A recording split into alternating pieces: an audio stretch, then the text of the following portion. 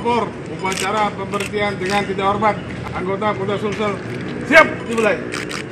Lanjutkan. Kepolisian Daerah Sumatera Selatan kembali lakukan apel PTDH atau pemberhentian tidak dengan hormat kepada 3 anggotanya yang terlibat berbagai kasus yang melanggar hukum kepolisian.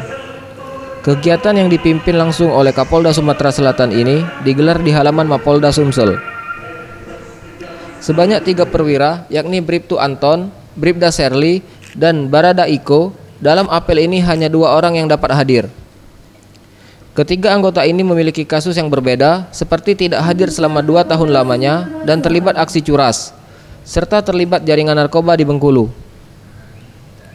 Kapolda Sumsel Irjen Pol Zulkarnain Adinegara mengatakan, pihaknya menyesalkan dan prihatin dengan adanya pemberhentian ini, namun hal ini harus dilakukan dengan tegas, mengingat demi menjaga kedisiplinan serta integritas soliditas anggota Kepolisian Republik Indonesia. Sebelumnya pihaknya juga telah melakukan PTDH terhadap 22 anggotanya yang melakukan pelanggaran hukum.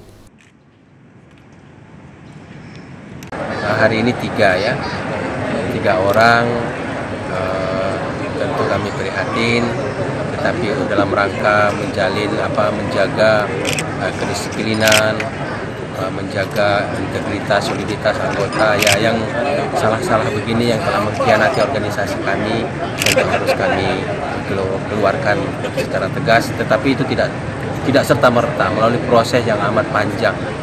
Jumlah anggota polisi kan sekitar di Sumatera Selatan 13.876 ya.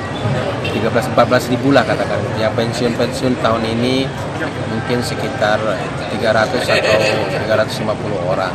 Artinya ya persentasinya kecil lah ya. Hanya sepanjang 2018 Jenderal berapa yang 2018 baru kali ini.